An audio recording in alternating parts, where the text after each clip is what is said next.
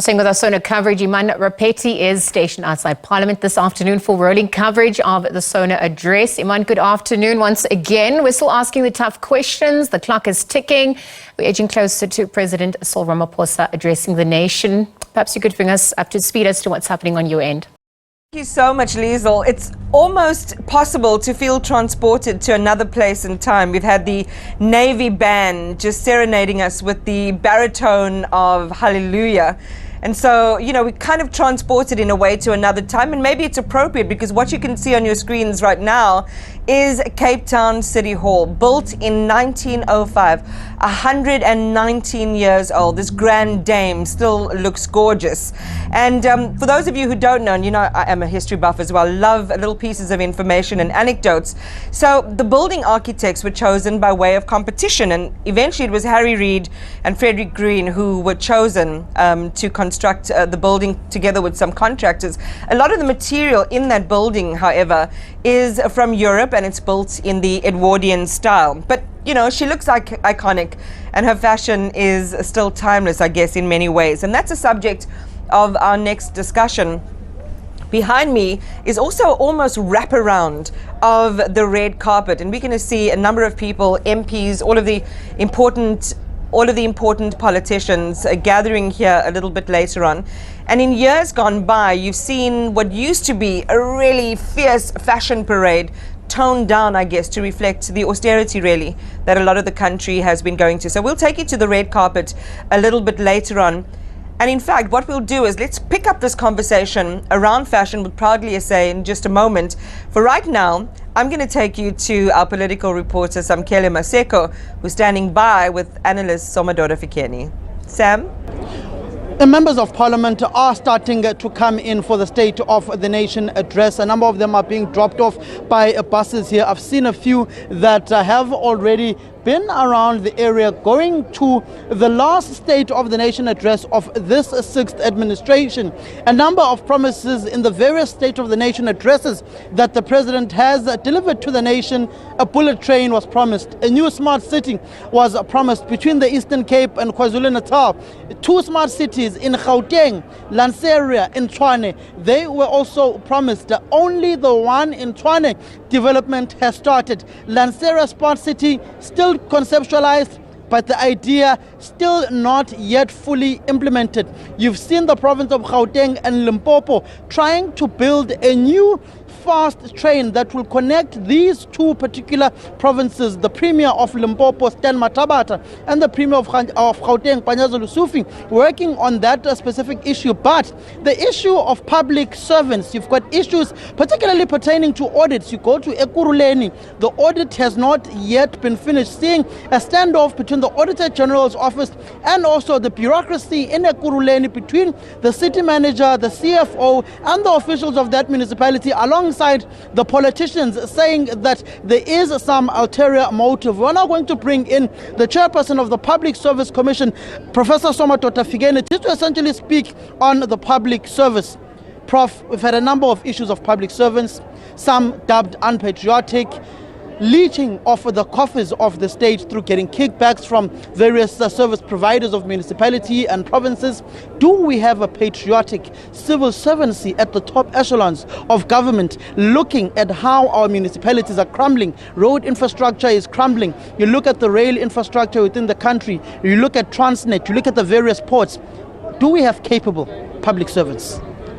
We do have serious challenges in some areas of leadership, but public service in general, you do have those pockets of excellence. You do have well-meaning public servants who do their work every day.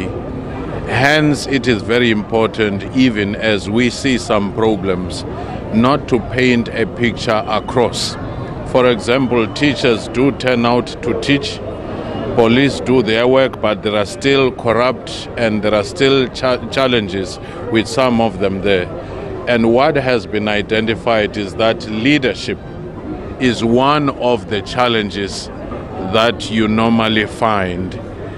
Therefore, the focus in rebuilding that, the other area that the AG has always been focusing on is the issue of the weaknesses in the human resource because that's where recruitments, that's where talent management, consequence management, discipline management is handled. Hence the focus of professionalization as one major platform for reforming the public sector. If well implemented, it should be able to address some of these problems. But when you look at some of the shenanigans that come out, particularly in the top echelons of government, you look at the saga in the Department of Labor, between the politician and also the Director General. You look at how a number of DGs are reshuffled and taken out of their positions when new political heads come into those particular departments. Does that not have a negative impact on issues pertaining to service delivery in many of the departments and areas that we have seen within the country? Yes, every other diagnosis has indicated that this leadership turnover is a big problem. Whether it's the public office bearers or DGs or HODs or DDGs, it is a big problem. And it is for that reason that the public sector reforms are beginning to say we should have DGs holding office for a longer period, 10 years to be precise, so that there is stability such that each time you have an administration coming, you do not also have other things in terms of the public service changing as well. So the turnover is a problem. It has been identified. Hence, the policy reform is now proposing a longer tenure for the HODs. When you look at specifically, I want to focus on the HODs because essentially they have the signing power. They are the ones who effectively effect service delivery to South Africans. Look at the municipalities. Take Ekurhuleni, Tshwane, Joburg, Midvaal, which you've got refuse that is sometimes not collected, sewage system that does not work. Take the municipality, which used to be the playground of South Africa, eThekwini municipality, a far cry from what it was when Mike Sutcliffe was still the city manager within that specific municipality. What then needs to be done to turn the situation around in these specific areas? Recruitment of competent people instead of loyalists. It's key.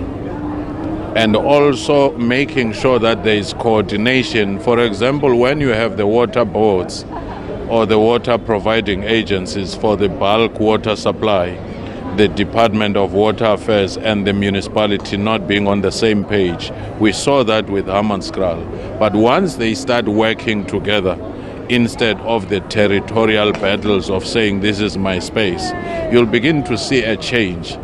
The district development model is beginning to say, doesn't matter whether you are in the national department, provincial, local government, we should be having integrated approach, which will make sure that things get done instead of the territorial tiffs.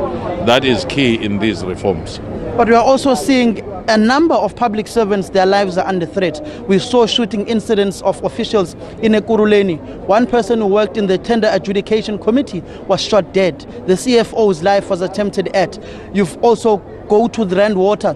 Tebogo Jwale was just murdered last week in Rand Water. Our public servants' lives in danger at the hands of corrupt and greedy business people who want to get their hands in the coffers of these entities and also municipalities. There's no doubt that public servants who are honest, who are ethical, some of them are threatened.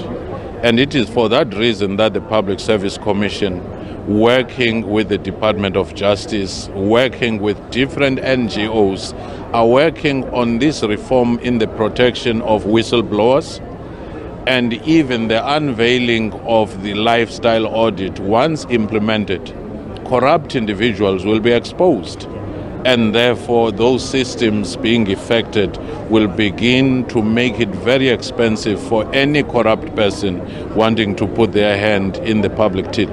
Last question, Prof. The issue of doctors. We've seen a number of doctors shortage in hospitals in the country. As the Public Service Commission, how are you dealing with this issue, particularly knowing that these doctors is a scarce skill, it's needed in order to save lives? It was the pre-1994 PSC that was dealing with the recruitments, but we no longer deal with the recruitments. That is left to DPSA, that is left to the various departments, but we are simply raising those issues to say the Human Resource Development Council that deals with the planning, which is headed by the Deputy President with many ministers, should be able to say, we need so many people and there is a budget for them. When they finish training, they are deployed in the right places. Thank you very much, Prof. South Africans will definitely miss your political voice and analysis in this election, with the two big parties, as you used to say, self-mutilating in a corner, unprovoked, and their babies now, their offsprings, coming to eat at? At the very parent, eating and eating away from the parent. Well, this election is surely going to be interesting, but the man of the hour will be leaving First Naya Street, coming here to deliver the State of the Nation address. Will it be promises or will it be service delivery? Will he live up to expectations? Fuel prices are going high. South Africans are poor. The high cost of living is facing South Africans on a daily basis. Those who get salaries over R1 million will be coming here, whilst the poor, some of them, may not be able to watch because of load shedding, blackouts. What is there for South Africans in the State of the Nation address if there is no material change to their lives? We will hear more from the President from 7 in the evening. Samkele, thank you very much for that. And what a grim analogy there by Professor Somadoda Fikeni, who's at the PSC, about the political cannibalism. And we'll talk a lot more about that as the evening progresses. But being at SONA 2024 is also about the light and the shade. However, I'm not convinced that what we're going to talk about now really is light. When we think about how the local textile industry has been decimated over the years in terms of imports, fast fashion really eating into, and you want to keep it, the theme of cannibalism really, just eating into the local fashion industry. How do we make sure that we take up those opportunities for economic growth, job creation in the South African economy where there are low growth forecasts? One of those opportunities really is investing and buying local. And I'm joined now by the Chief Marketing Officer for Proudly SA, and this is Happy Makhumalo Ngidi. Makhumalo, thank you so much for being with us. You look amazing, and we were both talking. Every inch of what you're wearing is South African. Each and every little thing, including my smile. It's good to know, good to know. So, we talk about fashion. We've spoken about the red carpet that every year, we kind of look forward to seeing what the politicians are going to wear. We've seen a lot more austerity over the years, less of that flashiness, in a sense, reflecting the kind of country that we are living in right now, where austerity is the order of the day in many families.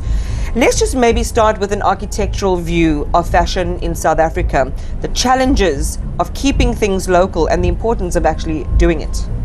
And it's a challenge that we cannot ignore as a people of South Africa. It is there.